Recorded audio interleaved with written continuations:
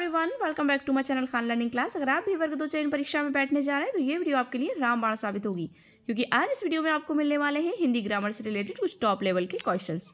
अगर आप इस चैनल पर नए हैं तो चैनल को सब्सक्राइब कर लीजिए। सब्सक्राइब करते वक्त बेल आइकन प्रेस करना बिल्कुल ना भूलें, जिससे कि आप हमारी कोई भी लेटेस्ट अपलोड को मिस ना करें। इस सोशल मीडिया साइट्स के अलावा आप हमें टेलीग्राम पर भी ज्वाइन कर सकते हैं। और इससे रिलेटेड अगर आप हमारी पिछली वीडियोज़ को वॉच करना चाहते हैं तो डिस्क्रिप्शन में हमने उन वीडियोस की लिंक शेयर की है, आप वहां से भी हमारी वीडियोस को वॉच कर सकते हैं। तो चलिए शुरू करते हैं वीडियो का पहला प्रश्न। पिछले वीडियोस तक हमने समथिंग 470 क्वेश्चंस क्लियर कर लिए थे। आज हमारी जो सीरीज रहेगी वो रहेगी 471 से। तो देखते हैं पहला प्रश्न। राम से पत्र लिखे गए किस वाच्य का उदाहरण है? ऑप्शन ए कृतवाच्य, ऑप्शन बी कर्मवाच्य, ऑप्शन सी भाववाच्य, ऑप्शन डी कर्त या कर्मवाच्य। So right answer option number B कर्मवाच्य हो जाएगा कि कर्ता कर्म और भाव की प्रधानता के अनुसार वाच्य 3 प्रकार के होते हैं। जिन वाक्यों में कर्म की प्रधानता होती है उसे कर्मवाच्य कहते हैं, जैसे राम से पत्र लिखे गए। So option B is the correct answer.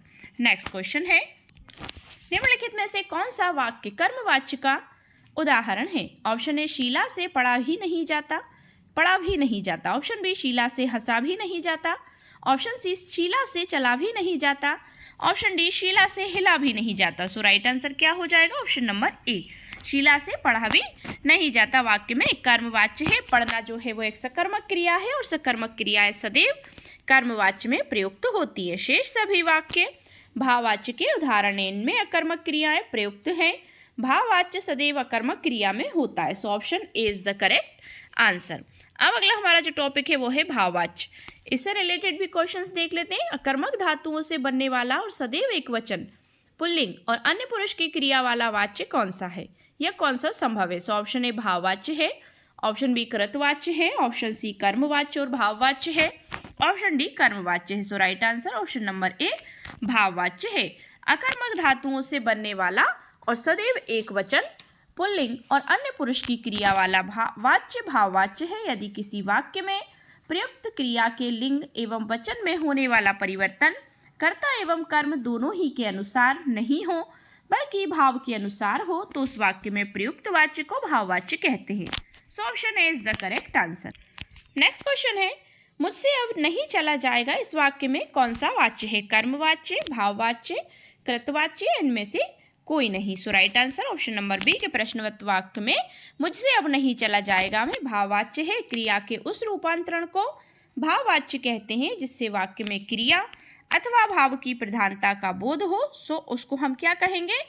भाववाच्य कहेंगे। So option B is the correct answer. Next question, उससे दौड़ा नहीं जाता वाक्य में कौन सा वाच्य है? ऑप्शन ए कृतवाच्य है, ऑप्शन बी कर्मवाच्य है, ऑप्शन सी भाववाच्य है, ऑप्शन डी इनमें से कोई भी नहीं। सो राइट आंसर क्या हो जाएगा? ऑप्शन नंबर सी के उससे दौड़ा भी नहीं जाता का भाववाच्य का उदाहरण है। So option C is the correct answer.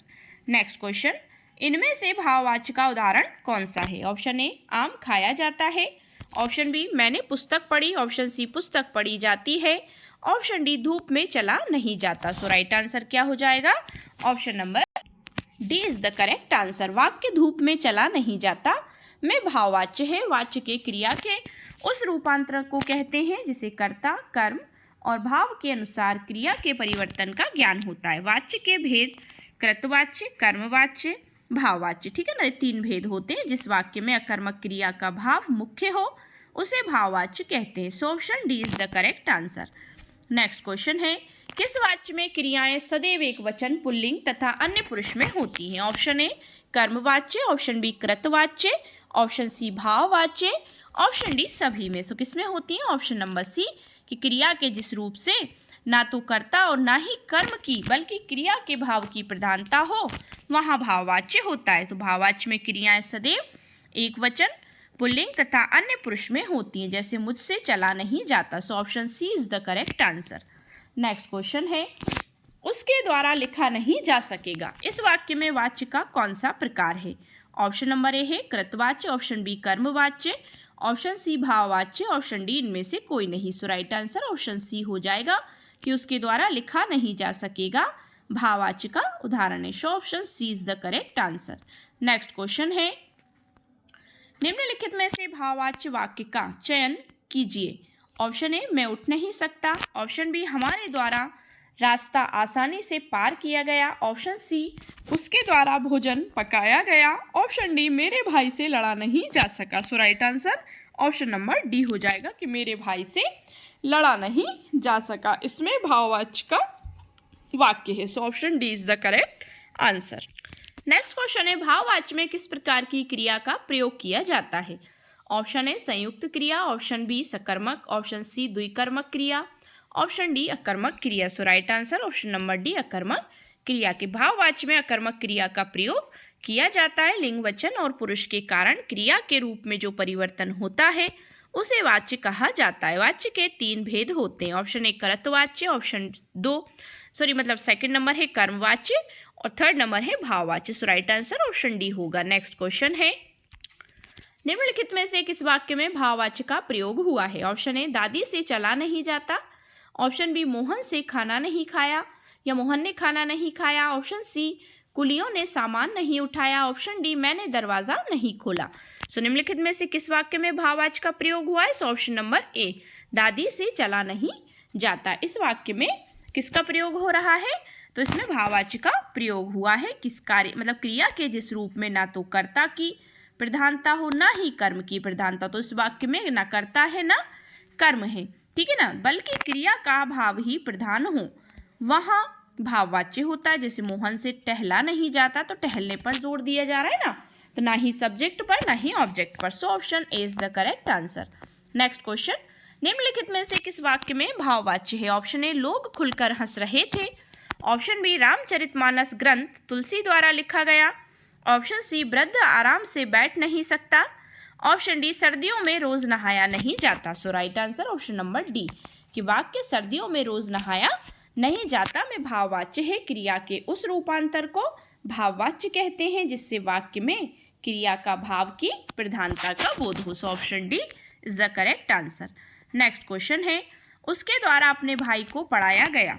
इस वाक्य में वाच्य का कौन सा प्रकार है? ऑप्शन ए कृतवाच्य, ऑप्शन बी भाववाच्य, ऑप्शन सी कर्मवाच्य, ऑप्शन डी इनमें से कोई नहीं। So right answer option number C हो जाएगा कि कर्मवाच्य है। उसके द्वारा अपने भाई को पढ़ाया गया, ये वाक्य कर्मवाच्य में दिया गया है। जिस वाक्य में वाच्य बिंदु कर्ता ना होकर कर्म हो वह वाक्य कर्मवाच्य का वाक्य कहलाता है। जैसे माता के द्वारा खाना पकाया गया, रोटी माता के द्वारा बनाई गई। कर्तवाच्य क्रिया के उस रूपांतर को कृतवाच्य कहते हैं जिससे वाक्य में कर्ता की प्रधानता का बोध हो। जैसे लड़का खाता है, मैंने पुस्तक पढ़ी। और भाववाच्य में जिससे वाक्य में क्रिया अथवा भाव की प्रधानता का बोध हो, जैसे राम से टहला नहीं जाता, ठीक है ना। सो ऑप्शन नंबर सी जो है इसका राइट आंसर हो जाएगा। नेक्स्ट क्वेश्चन, रोगी चल नहीं सकता का भाववाच्य में रूपांतरण क्या होगा? ऑप्शन ए रोगी से चला नहीं जाता, रोगी चल नहीं पाएगा, ऑप्शन सी रोगी चल नहीं पा रहा है, ऑप्शन डी रोगी नहीं चलेगा। सो राइट आंसर रोगी से चला नहीं जाता, तो ये भाववाच्य में रूपांतरण हो जाएगा। So option A is the correct answer. Next question है, सर्दी में उससे काम नहीं किया जाता। इस वाक्य में वाच्य का कौन सा प्रकार है? ऑप्शन ए कर्मवाच्य, ऑप्शन बी कर्तवाच्य, ऑप्शन सी भाववाच्य, ऑप्शन डी इनमें से कोई नहीं। So right answer option number C भाववाच्य हो जाएगा कि सर्दी में उससे काम नहीं किया जाता। इस वाक्य में भाववाच्य का प्रयोग किया गया है। जिस वाक्य में वाच्य के रूप में भाव की प्रधानता होती है वह वाक्य भाववाच्य का वाक्य कहलाता है। जैसे उससे अब चला नहीं जाता। So option C is the correct answer. Next question, जब वाक्य की क्रिया के लिंग, वचन और पुरुष कर्ता अथवा कर्म के लिंग, वचन और पुरुष के अनुसार ना होकर एक वचन पुल्लिंग तथा अन्य पुरुष हो तब वाक्य में कौन सा वाच्य होता है? ऑप्शन ए कर्मवाच्य, ऑप्शन बी कर्तवाच्य, ऑप्शन सी भाववाच्य, ऑप्शन डी इनमें से कोई नहीं। सो राइट आंसर क्या हो जाएगा? ऑप्शन नंबर सी भाववाच्य हो जाएगा। जब वाक्य की क्रिया के लिंग, वचन और पुरुष कर्ता अथवा कर्म के लिंग, वचन और पुरुष के अनुसार ना होकर एक वचन पुल्लिंग तथा अन्य पुरुष हो तब वाक्य में भाववाच्य होता है। भाववाच्य के वाक्यों में कर्ता अथवा कर्म ही या कर्म की नहीं बल्कि भाव की प्रधानता होती है, ठीक है। Option C is the correct answer. Next question है, निम्न में भाववाच्य का उदाहरण है। सेंटेंस दिया है, उससे बैठा नहीं जाता, राम से खाया नहीं जाता, राम पत्र लिखता है, सीता पुस्तक पढ़ती है। अब ऑप्शन देख लेते हैं क्या है। ऑप्शन नंबर ए जो है फर्स्ट, सेकंड एवं फोर्थ सही है। ऑप्शन बी फर्स्ट एवं सेकंड सही है। ऑप्शन सी फर्स्ट, सेकंड एवं थर्ड सही है। Option D first, second, third and fourth चारों ही सही हैं। सो राइट आंसर हो जाएगा ऑप्शन नंबर बी कि फर्स्ट एवं सेकंड जो है वो सही है कि उससे बैठा नहीं जाता और रामपत्र लिखता है। तो ये किसके राम से खाया नहीं जाता। तो फर्स्ट और सेकंड जो है वो सही है और ये नॉर्मल सेंटेंसेस है, थर्ड और फोर्थ जो दिया गया है। So option B is the correct answer. आप यहाँ डेफिनेशन भी चाहे तो नोट डाउन कर सकते हैं। Option B is the correct answer. Next question, निम्नलिखित में से भाववाच्य का उदाहरण कौन सा है? ऑप्शन ए अब चला जाए। ऑप्शन बी रवि आम चूसता है। ऑप्शन सी मोहिनी पत्र लिखती है। ऑप्शन डी शीला से खाया नहीं जाता। सो राइट आंसर हो जाएगा option number D is the ए और डी को सही माना गया है कि अब चला जाए तथा शीला से खाया नहीं जाता वाक्य में भाववाच्य है। क्रिया के जिस रूपांतरण से वाक्य में क्रिया अथवा भाव की प्रधानता का ज्ञान हो उसे भाववाच्य कहते हैं। ऐसे वाक्यों में क्रिया के लिंग, वचन और पुरुष कर्ता तथा कर्म के अनुसार ना होकर भाव के अनुसार होते हैं तथा सदैव एक वचन पुल्लिंग और अन्य पुरुष में रहते हैं। जैसे गर्मी के कारण मुझसे खेला नहीं जाता, भाववाच्य में सदैव अकर्मक क्रिया ही होती। सो ऑप्शन ए और डी को सही मानेंगे। नेक्स्ट क्वेश्चन है, मुझसे खड़ा भी नहीं हुआ या खड़ा भी हुआ नहीं जाता इस वाक्य का वाच्य होगा। ऑप्शन ए भाववाच्य, ऑप्शन बी कर्मवाच्य, ऑप्शन सी कर्तवाच्य, ऑप्शन डी अन्य। So right answer option number A भाववाच्य हो जाएगा कि क्रिया के जिस रूप से यह ज्ञात हो कि वाक्य में क्रिया द्वारा संपादित विधान का विषय कर्ता कर्म भाव है, वाच्य कहते हैं। क्रिया का ऐसा रूपांतरण जिससे वाक्य में भाव की प्रधानता का बोध होता है भाववाच्य कहलाता है। मुझसे खड़ा भी हुआ नहीं जाता, इस वाक्य में अस्वस्थता रूपी भाव की प्रधानता और एक खड़ा भी नहीं हुआ जा रहा तो ऑब्वियसली व्यक्ति अस्वस्थ है, अतः यहाँ भाववाच्य का होना निश्चित है। So option A is the correct answer. Next question, निम्न में भाववाच्य है। ऑप्शन ए मोहन पुस्तक पढ़ता है। ऑप्शन बी श्याम पत्र लिखता है। ऑप्शन सी मोहन से बैठा नहीं जाता। ऑप्शन डी पत्र लिखा जाता है। So right answer option C हो जाएगा कि मोहन से बैठा नहीं जा रहा है। इसमें भाववाच्य की संज्ञा भाववाच्य जो है वो झलक रहा है कि एक भाव स्पष्ट हो रहा है, इस वाक्य में कर्ता और कर्म की प्रधानता का बोध नहीं है तथा क्रिया भाव के अनुसार है, अतः यह वाक्य भाववाच्य का ही उदाहरण है। मोहन पुस्तक पढ़ता है तथा श्याम पत्र लिखता है में कृतवाच्य तथा पत्र लिखा जाता है में कर्मवाच्य होगा। So option C is the correct answer. Next question, निम्नलिखित में से कौन सा वाक्य भाववाच्य दर्शाता है? कौन सा वाक्य है इसमें से जो भाववाच्य को दर्शा रहा है? नानी द्वारा कहानी सुनाई जाती है। रवि बात करता है। ऑप्शन सी मुझसे खाया नहीं जाता। ऑप्शन डी मैं पुस्तक का विमोचन करता हूँ। सो राइट आंसर क्या होगा? ऑप्शन नंबर सी हो जाएगा कि मुझसे खाया नहीं जाता। तो भाववाच्य झलक रहा है इसमें, ठीक है ना। So option C is the right answer. Next question, भाववाच्य छांटिए। दादाजी के द्वारा अनिल को डांटा गया। ऑप्शन बी तोते से उड़ा नहीं गया। ऑप्शन सी अशोक ने आइसक्रीम खाई। ऑप्शन डी चोर पकड़ा गया। सो राइट आंसर क्या हो जाएगा? Option number B is the correct answer के दिए गए विकल्पों में से तोते से उड़ा नहीं गया भाववाच्य का उदाहरण है क्योंकि इसमें क्रिया अथवा भाव की प्रधानता अधिक है। दादाजी के द्वारा अनिल को डांटा गया वाक्य कर्मवाच्य का तथा अशोक ने आइसक्रीम खाई और चोर पकड़ा गया कर्तवाच्य के उदाहरण है। So option B is the right answer. Next question, निम्नलिखित में कौन वाक्य भाववाच्य का है? ऑप्शन ए राम से चला नहीं जाता।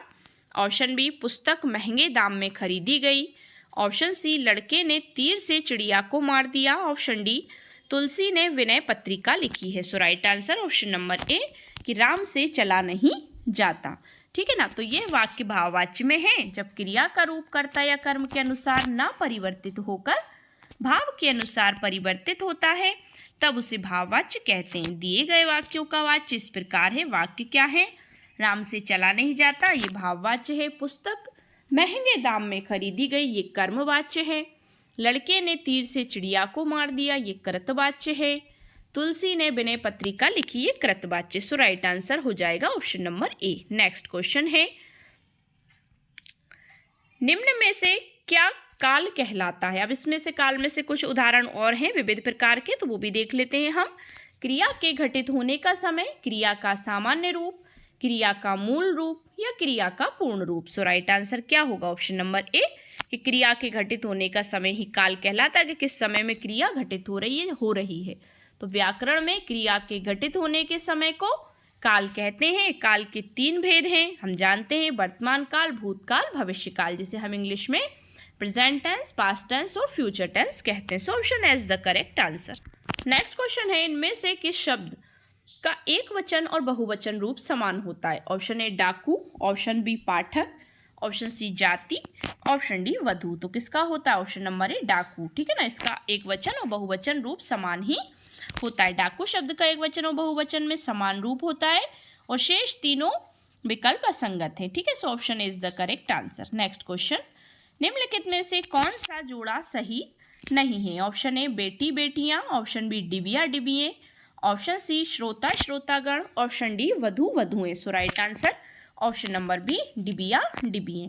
दिए गए विकल्पों में से डिबिया डिबिये विकल्प एक वचन और बहुवचन की दृष्टि से उचित नहीं है। डिबिया एक वचन शब्द है, इसका बहुवचन डिबिया होता है। शेष विकल्प सही नहीं है। So option B is the correct answer. Next question, अध्यापिकाएं शब्द के वचन के आधार पर निम्नलिखित विकल्पों में से सही संधि विच्छेद का चयन करें। अध्यापिका शब्द के अगर वचन के आधार पर देखा जाए तो निम्नलिखित विकल्पों में से सही संधि विच्छेद क्या होगा इसका? अध्यापिकाएं, ऑप्शन ए है अध्यापिका प्लस ए, ऑप्शन बी अध्यापिका प्लस ए, ऑप्शन सी अध्यापिका प्लस इकाएं, ऑप्शन डी अध्यापिका प्लस ए। सो राइट आंसर क्या होगा? ऑप्शन नंबर बी कि अध्यापिकाएं शब्द के वचन के आधार पर सही संधि विच्छेद क्या होगा? अध्यापिका प्लस ए। तो इस तरह से हो जाएगा कि चंद्र बिंदु आएगा उस पर अनुनासिक, ठीक है ना, तो अध्यापिकाएं हो जाएगा। Option B is the right answer. Next question, किन शब्दों से वचन की पहचान नहीं होती है? ऑप्शन ए संज्ञा, ऑप्शन बी क्रिया, ऑप्शन सी क्रिया विशेषण, ऑप्शन डी विशेषण। So right answer option number C क्रिया विशेषण हो जाएगा। शब्दों से वचन की पहचान नहीं होती। व्याकरणिक प्रयोग के आधार पर विकारी एवं अविकारी 2 तरह के शब्द होते हैं, आप देख सकते हैं। प्रत्येक के 4 भेद हैं, संज्ञा, सर्वनाम, विशेषण एवं क्रिया विकारी शब्द कहलाते हैं। अब ये ऐसे शब्द हैं जिनमें लिंग, वचन, पुरुष एवं कारक के आधार पर विकार यानी कि परिवर्तन होता है। सो यहाँ पे भी डेफिनेशन है, आप यहाँ देख सकते हैं। So option C is the right answer. Next question, निम्नलिखित में से कौन सा शब्द उभयलिंगी है? Option A doctor, option B विद्वान, ऑप्शन सी अभिनेत्री, ऑप्शन डी गायक। तो कौन सा उभयलिंगी है? सभी में होता है ऑप्शन ए डॉक्टर। लेडी भी होती है डॉक्टर और जेंट्स भी डॉक्टर होते हैं, तो उनको डॉक्टर ही बोलते हैं। So option A is the right answer. स्त्री हो चाहे पुरुष हो, दोनों के लिए ही प्रयुक्त होता है डॉक्टर शब्द, अतः ये उभयलिंगी है। जबकि अन्य सभी विकल्प या तो पुल्लिंग है या तो स्त्रीलिंग। विद्वान का स्त्रीलिंग विदुषी होगा, अभिनेत्री का अभिनेता होगा, नर्तकी का पुल्लिंग जो होगा वो नर्तक तथा गायक ये हो सकता है, स्त्रीलिंग गायिका होगा। ठीक है ना, so option is the correct answer. आज की वीडियो का हमारा लास्ट क्वेश्चन है, ऐसे कौन से शब्द हैं जिनका प्रयोग स्त्रीलिंग और पुल्लिंग दोनों रूपों में होता है? ऑप्शन ए अशोक, आम, option B Himalaya, Vindhyachal, option C राष्ट्रपति, प्रधानमंत्री, ऑप्शन डी रविवार, सोमवार। तो किसका होता है पुल्लिंग दोनों रूपों में? Option C. दिए गए विकल्पों में राष्ट्रपति, प्रधानमंत्री शब्द स्त्रीलिंग और पुल्लिंग दोनों रूपों में प्रयुक्त होते हैं, अतः ये उभयलिंगी शब्द कहे जाते हैं। So option C is the right answer. तो आज इससे रिलेटेड हमारे 500 क्वेश्चन समथिंग क्लियर हो चुके हैं। फिर मिलते हैं नेक्स्ट टॉपिक पर नेक्स्ट वीडियो में। Thanks for watching my video and see you again with the next video. Thank you so much once again.